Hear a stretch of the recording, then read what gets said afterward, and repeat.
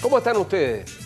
Este fin de semana quiero llevar a sus casas una entrevista con el intendente de la Quinta Región, con Gabriel Aldoney Vargas. Intendente, ¿cómo está usted? Muy bien, muchas gracias por la invitación. Quiero que conversemos un poco sobre el tema de educación. La verdad es que... ¿Do you speak English? A little. A little. Igual que la mayoría Yo de hablo los... un poco alemán, claro, eso hablo yo. Sprechen, Sprechen. claro. Sprechen Deutsch. Ja. Sprechen Deutsch. Porque ha habido durante un último periodo, durante este año, un énfasis especial en esta región, no sé si en todo el país, sobre el tema de varios temas de educación. Uno de esos son el tema de inglés, unas cápsulas de inglés que emitió la Intendencia Regional y que fundamentalmente la Seremía de Educación. Esto es un programa de más largo plazo, ¿no? Sí, es una idea que surgió una vez que estábamos en San Antonio y tuvimos la ocasión de conversar con personas que estaban postulando a la empresa Maersk, que es una empresa que construye, danesa, que construye contenedores. Y una de las exigencias era que las personas que estaban ahí, los soldadores, los maestros, supieran inglés.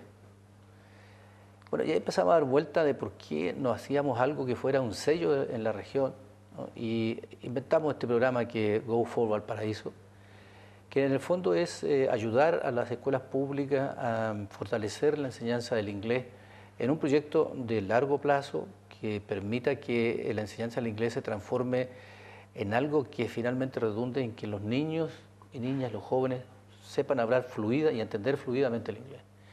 Entonces, ¿qué hicimos? Hay una primera etapa que es una etapa de ampliación del currículum, ¿no? Hay colegios, por ejemplo, estoy pensando en uno en San Felipe, que duplicó las horas de inglés. En vez de ser 4, son 8, ¿no?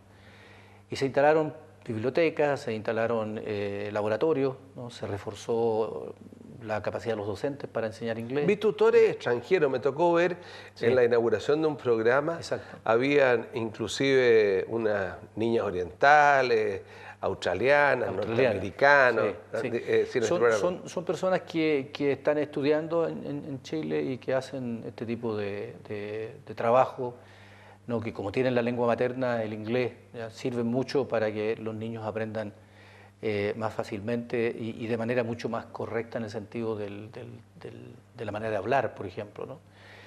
Bueno, y la otra cosa que hicimos, que yo espero que el próximo año entre ya en funcionamiento, es generar un programa para que vayan profesores a estudiar inglés al extranjero y para que los profesores de inglés perfeccionen sus condiciones pedagógicas, metodológicas, etcétera.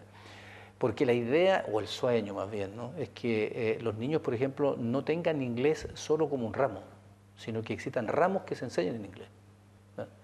Como una manera que los alumnos vayan entendiendo esto, nunca como una lengua materna, porque no va a ser posible, pero sí con un dominio mucho más claro, más intenso.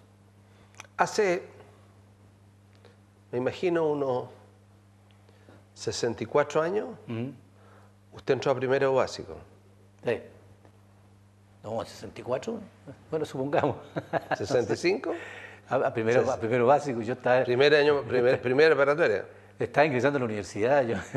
64 años, no 1964. Estamos mal. Hace 64 años, no en 1964. ¿Para qué decirlo? Ya, muy bien. Entonces, y después, digamos, hará 55 años, usted estaba saliendo del colegio, 50 años. La forma de la educación de esa época era distinta a la hora. Había educación cívica, sí. Había educación cívica. En cualquier lugar, sea educación pública o educación privada, particular se llama en esa época, colegios particulares, había la enseñanza de dos ramos, inglés y francés o alemán, inglés y alemán. Claro. Italiano también. Italiano en algunas partes. Y había una enseñanza del idioma distinto. No sé si le pregunto y le digo, recuerde el alma dormida, avive el seso y despierte contemplando cómo se pasa la vida, cómo se viene la muerte tan callando, cuán presto se va el placer. La copla a la muerte de su padre Jorge Manrique, cosas que uno aprendía De memoria. De memoria, y no se olvidan jamás. Hoy día, esa carencia, ese tema del lenguaje frente a las redes sociales que están echando a perder el lenguaje es un tema dificilísimo. Sí, yo creo que lo que tú planteas es un tema bien profundo, ¿eh? Porque yo tengo la impresión que el desarrollo tecnológico está influyendo en la generación de un nuevo tipo de lenguaje, ¿no? Que uno no sabe si es para peor o para mejor, ¿no? Pero que es un problema, ¿no? Porque yo creo que el lenguaje es un instrumento que tiene mucho que ver, lógicamente, en el entendimiento de las ideas, de lo que conversamos y por lo tanto de la convivencia, ¿no? Y en la medida en que el lenguaje es más preciso y es mejor usado, se entiende mejor lo que... El lenguaje crea mundo, dice Claro, el filósofo. exactamente. Y yo creo que esa es una gran interrogante, ¿ya? Ahora, el lenguaje también pasa por otras manifestaciones. Su mamá le decía mi rey a usted cuando era chico, ¿no? No, me decía mi negro. Mi negro, mi principito. Claro. Claro, porque ahora como está el rey de la región, yo digo, a lo mejor se le cumplió el sueño que decía la mamá, digamos. Claro, pero mira, yo digo que en el tema del lenguaje también hay otros aspectos que considerar, porque no es solamente el lenguaje que uno está acostumbrado. ¿Ya? Los cabros tienen lenguaje de señas, por ejemplo. Todo este fenómeno del graffiti, por ejemplo, ¿no? Que en el fondo es una manera de expresión, ¿no?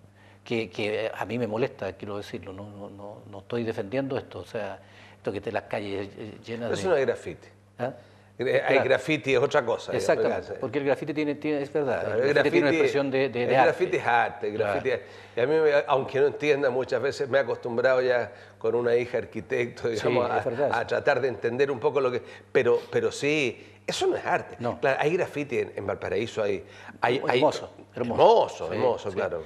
Y en Sao Paulo, por ejemplo, hay un barrio. Sí, pero por Un supuesto. barrio que es hermosísimo, o sea, más de grafiteros, entre comillas, que son artistas norteamericanos, Sí. japoneses, que son de una maravilla, o sea, uno queda impresionado. Es que eso que usted está tocando tiene que ver un poco con cultura o incultura, educación o no educación. A propósito, estamos en un fin de semana en el cual el país va a elegir qué opción elige como gobierno en los próximos años y que, bueno, 50% más o menos de la gente aproximadamente no va a ir o no sabe si va a ir. Uno ve de que, a propósito de esto mismo, de educación o no educación, las redes sociales sirven para desprestigiar, quise transformar las redes sociales. Una cosa que no existía, hoy día las redes sociales son una cosa, un fenómeno rarísimo. Sí. Cada cual puede insultar a aquel que... Yo no sé si usted le habrá tocado directamente, digamos, como autoridad. Yo golpeo madera que no me toque, pero usted es autoridad, usted ha sentido aquello. Sí, sí. Además yo creo que hay un cierto sentido de cobardía, porque muchos son anónimos, ¿no? Ni siquiera se identifican. Y hay otras personas amables. Yo he tenido, por ejemplo, personas que me han invitado a conversar. Yo, lamentablemente... ¿De qué edad? No, personas comunes y ¿Qué le corrientes. vamos a decir a la señora? No, pero fuera de broma, fuera de broma. Es que lo que tú estás planteando es un tema.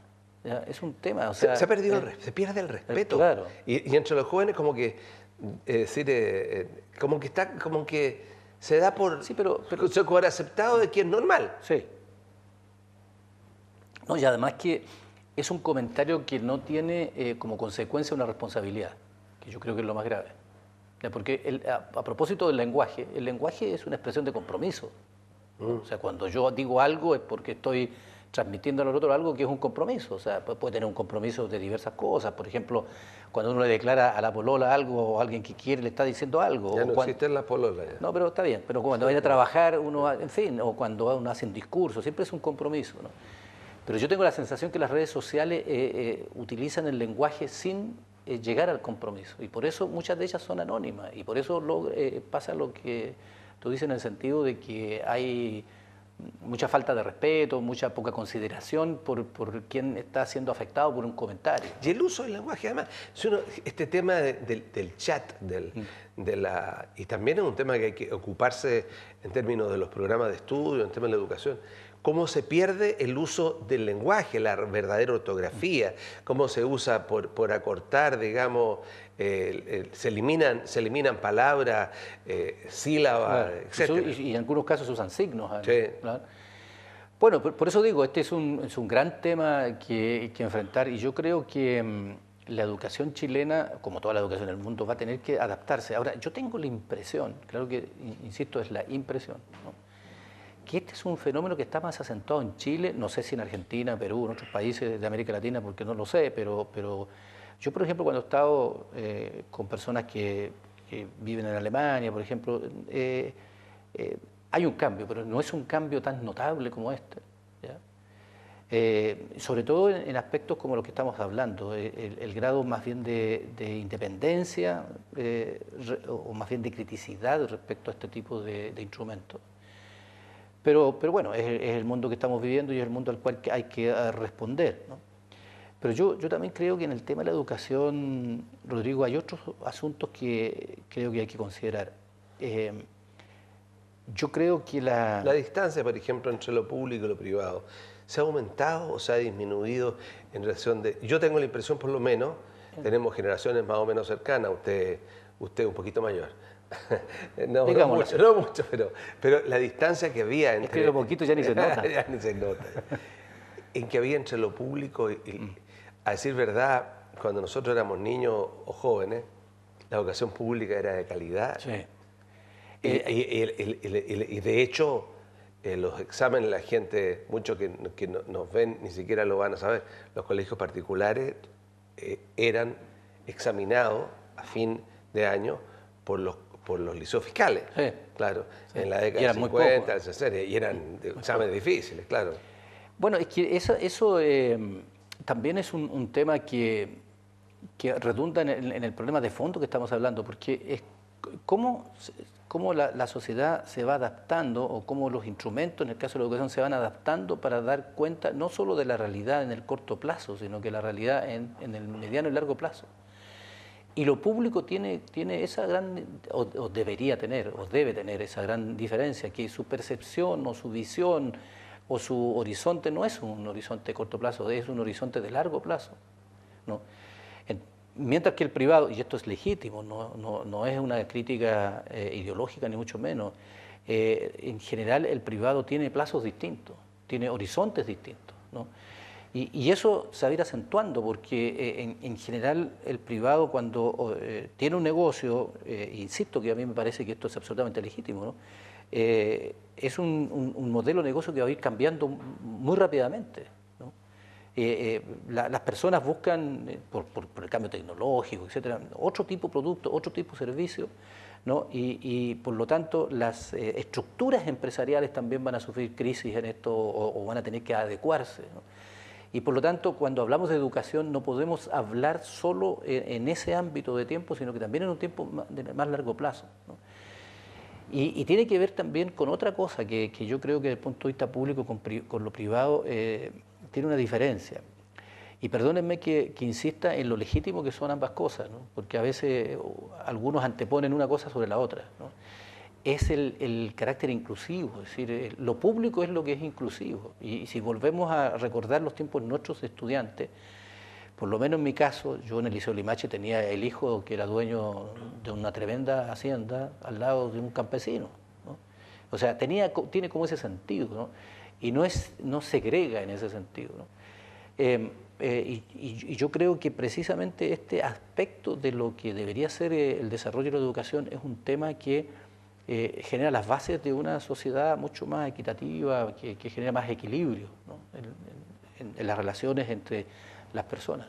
Ahora, el problema es que la realidad, por ejemplo, de educación pública básica y media hoy día, lo que era preparatoria y humanidades nuestras, es una realidad distinta. Primero, porque en los 30 y tantos municipios que nosotros tenemos en la región, nadie se atreve a ponerle el cascabel al gato. Hay demasiados establecimientos municipales o públicos para la cantidad de alumnos, pensando en todos los que han migrado a la educación particular subvencionada. Está lleno de establecimientos públicos y lleno de decir muchos en la región, Sí. que tienen muy poco alumno y mucho profesor. Y los alcaldes, por un tema político, no se atreven a juntarlo, a acercarlo, a tener un bus de acercamiento, etcétera, especialmente en las comunas más grandes. Y eso hace de que la educación en general vaya poco a poco perdiendo hasta del concepto de integración que decía usted, hasta como el concepto de calidad de la educación.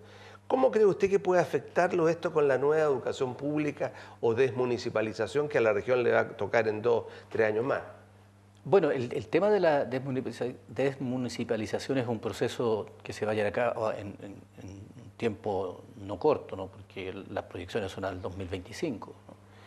Acá en la región comienza... Ahora, comienza en un periodo que se extiende en una primera etapa entre el 2019 y el 2020. Y ya empezó en Chile en 4 lugares, si mal no recuerdo, en Huasco, en Santiago, entiendo, en La Serena y existe otro lugar que no recuerdo, pero no es Valparaíso. Esos son procesos que ya partieron. Y la idea es partir así para ir aprendiendo, porque es un proceso complejo, no es simple, no es firmemos un documento y traspasémoslo. Y en el caso de Valparaíso, se comienza en la comuna de Valparaíso, ¿ya? Y hay un plazo hasta el 2020 para ir creando las condiciones para el traspaso. Estos son consejos locales de educación, es decir, no es un establecimiento, sino que son municipios. Y lo más probable es que en la región existan grupos de comunas que tengan consejos locales. Bueno, y este es un proceso, como digo, que se va a extender al 2025. Servicios locales. Claro. Servicios locales de claro, educación. servicios, sí, yo dije consejo. Consejo, sí, ¿no? servicios. Se puso medio como asamblea constituyente. Sí, no, servicios locales de educación. Sí.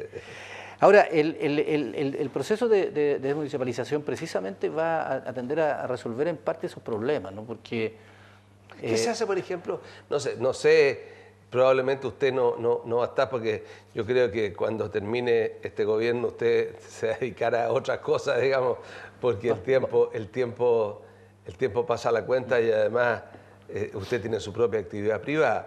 Pero en general, ¿cómo va a ser estos servicios de educación? ¿Cómo irán a ser? Porque estamos aquí en la región. Porque hay N corporaciones que tienen su estructura, su director de educación, aparte del director de salud, pero hay corporaciones en lo que se ve de educación, hay gerentes, Claro. y hay sistemas de administración municipal. Entonces, ahí hay todo un tema de adecuación, quién se queda, quién no se queda, digamos. Es todo un tema bien complejo. Es complejo. Por eso se están terminando de elaborar los reglamentos que van a hacer el sustento práctico, por decir así, de la implementación de la desmunicipalización. Pero también quiero decir que en Chile hubo experiencias, si uno mira hacia atrás, experiencias en que en el momento en que la educación prácticamente era en un porcentaje altísimo pública, en que se manejaba esto desde el Ministerio de Educación Central. Yo creo que ahí hay un punto que yo confieso que no lo tengo claro, que es cuál va a ser la participación, en este caso, de los gobiernos regionales, ¿no? Si efectivamente la desmunicipalización va a dar pie a un gran modelo nacional, ¿no? Y si va a haber espacio. ¿O va a ser solamente unos servicios regionales? Claro. Pero que dependen directamente de Santiago Pero los servicios se van a descentralizar. Yo creo que lo que yo he conversado, por lo menos con las personas del sector, es que cada servicio va a tener su modelo y cada comunidad educativa va a poder tener su modelo educativo, ¿no? Lo que implica que va a haber cierto grado de independencia, ¿no? Pero ahí hay que regular un poco el tema desde el punto de vista de lo que va a ser la relación del gobierno regional. Estoy hablando ya de un gobierno regional descentralizado, con autoridades políticamente elegidas, etcétera, ¿no? Y lo digo esto a propósito de lo que hablábamos del programa de inglés, ¿ya? Porque hay muchas cosas que yo creo que pueden surgir de las propias regiones y de las propias comunidades, ¿no? El otro día, por ejemplo, estábamos en los Andes echando a andar los primeros pasos para el CFT en los Andes, ¿no? Y las comunidades ahí planteaban ellos mismos cuáles creían que eran, cuáles debían ser los sellos que podía tener el CFT, ¿no? Hacia dónde orientarlo, ¿no? Y eso yo creo que es una buena aproximación de lo que debería ser la discusión en estas comunidades educativas, ¿no? de buscar sellos representativos. Por ejemplo, lo que estamos haciendo en la Escuela Barros Luco, por ejemplo. Este es un tema, ahí hay un tema que me llama, ese sello, darle un sello patrimonial. ¿Qué es eso a la Escuela Barros Luco? No. Que un lugar que yo me recuerdo, tengo un hijo mi hijo menor tiene 33, 34, y hace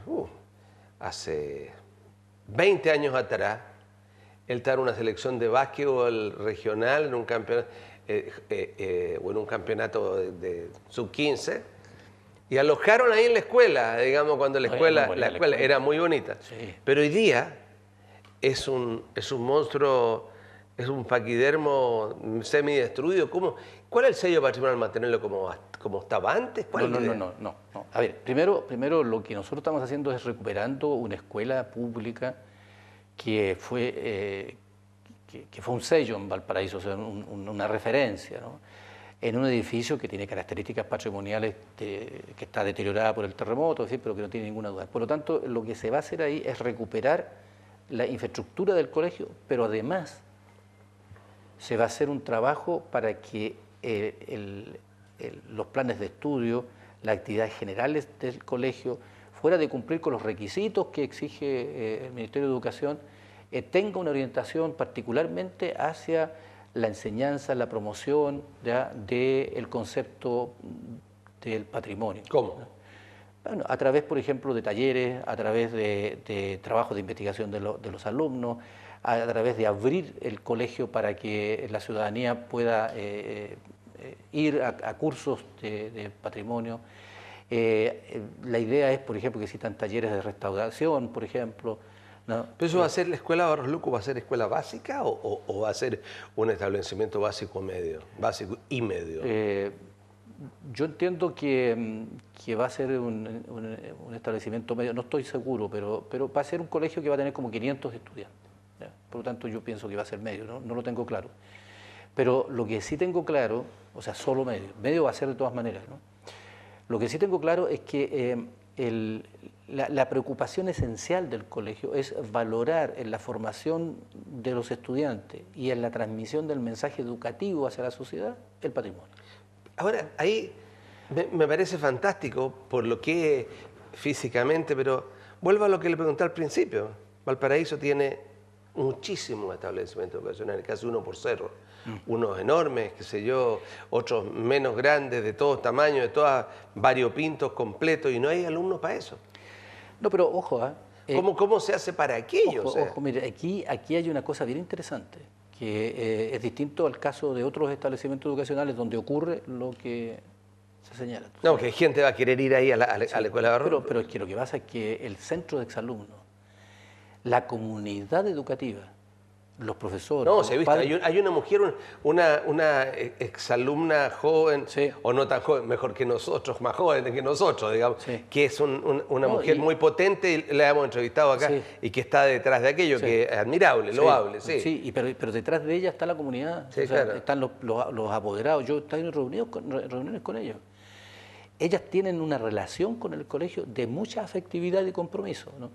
Por lo tanto, el proyecto de hacer un sello patrimonial, que por lo demás surgió en las conversaciones que tuvimos con ellos, yo creo que va a ser muy interesante, porque además va a influir en algo que a mí me parece que es tremendamente importante para Valparaíso, ¿no? Es que los ciudadanos de Valparaíso efectivamente se crean el cuento de que son, ¿ya?, una ciudad patrimonial, o por lo menos que hay un área importante de la ciudad que es patrimonio de la humanidad.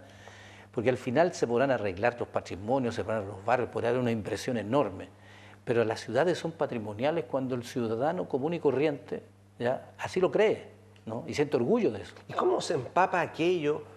¿O cómo, no sé si eso es un mensaje para el alcalde o para quien sea, digamos, pero ¿cómo se logra empapar una ciudad como Valparaíso que está cambiando su historia, está en un desafío, que hay todo un tema de industrias creativas, que hay todo un tema distinto, para que aquello de creatividad y de arte se pueda empapar en términos de su educación básica y media? Bueno, yo creo que hay un tema y hay una palabra que podrá ser un poco pretenciosa en esto, que es la participación, ¿no? Yo creo que en general en el tema de la educación los modelos que se aplican en los liceos, los distintos establecimientos de educación pública, adolecen precisamente del interés en particular de los padres y apoderados, ¿no? Que no participan en las reuniones, dejan más bien la enseñanza al colegio, cosa que en el caso de la escuela de Barros Luco que hablábamos no ocurre. Los padres y apoderados están muy involucrados en esto, ¿no? Yo creo que ese es un primer punto. Lo segundo, yo creo que es en el mejoramiento de la calidad de los profesores y que está avanzando a una velocidad que es mucho más superior a la que uno piensa. Hay más interés de los jóvenes, por ejemplo, en estudiar pedagogía. Hay más interés de los propios profesores de participar en los cursos de perfeccionamiento. Yo creo que el reconocimiento que se ha hecho con el aumento de las remuneraciones de los profesores también ha tenido un impacto positivo en esto. Yo lo digo, por ejemplo, en el caso de este programa que hablábamos el Go For. El entusiasmo que tienen los profesores de inglés ha sido enorme. Y yo cuando conversaba con ellos les he preguntado por qué. Bueno, porque sentimos que lo que estamos haciendo es importante. O sea, se está considerando que lo que nosotros hacíamos no era una cosa secundaria. O sea, es lo que más escucha uno. Y porque se están dando los medios. Sí, nosotros apoyamos eso con cápsulas sí, me acuerdo. De inglés. Ahora, no debe quedar nada, pero no puedo dejar de preguntarle, ¿y cómo se siente con usted que estudió en Limache, que vive viviendo en Limache, con la nueva estructura educacional de Limache? El otro día estuve en el cierre del año escolar y conversando con el rector, el director del colegio. Yo creo que el hecho de que Limache tenga un establecimiento educacional con las características que tiene, que es tan distinto al que yo estudié, parece un palacio. Ya, ellos están trabajando bien y están precisamente colocándose metas bien ambiciosas para recuperar la matrícula, ¿ya? Y lo han ido logrando año a año, ¿no? También yo veo ahí un cuerpo de profesores bien entusiasmados, ¿no? Quizás lo que yo creo que hace más falta, y allí mirando todo, por cierto, desde lejos, es lo que hablábamos un momento atrás, abrir el establecimiento a la comunidad. Así que yo creo que la educación del futuro no es una educación compartimentalizada, es decir, yo mando a mi hijo al colegio, yo espero que me lo traigan de vuelta, ¿no? Sino que es una cosa que es común, donde también los medios de comunicación van a jugar un rol, los medios, las redes sociales, etcétera. Es una cosa mucho más amplia. Muchas gracias, intendente. Ojalá, claro, ahí hay cuestiones tremendas, o sea, desde el punto de vista de los profesores, la famosa deuda histórica, el tema de poder incorporar a cantidad de jóvenes que quieran ser profesores. Sí. Hay toda una deuda futura, pero eso va avanzando. Pero hay una cosa bien interesante, los jardines infantiles, por ejemplo, las educadoras de párvulas tienen un entusiasmo. A mí me impresiona realmente, lo digo, porque los jardines infantiles son de un estándar que es probable que la mayoría de la gente no los conozca, ¿no? O sea, para decir una cosa, ¿tú estudiaste con calefacción? Yo no. Yo tampoco. Y yo les aseguro que... Yo estudiaba en un colegio particular y que cuando hacía frío se paraba el profesor y nos hacían hacer gimnasia, hacer flexiones, digamos. Era un sistema de calefacción natural. Esa era la calefacción natural, pero es así, son otros mundos, otros tiempos. Gusto de tenerlo por aquí, muchas gracias, intendente, y espero que podamos vernos a la vuelta de las elecciones. Muy bien, pues. Que esté usted muy bien. Igualmente. Bueno, y él es el intendente Gabriel Dorin. No hemos conversado nada, nadie venga a decir que hemos hecho intervención ni cosa por el estilo, ni que se acerca. Solamente hemos conversado de educación porque es un tema interesante, el tema del futuro. Que tienen ustedes muy bien.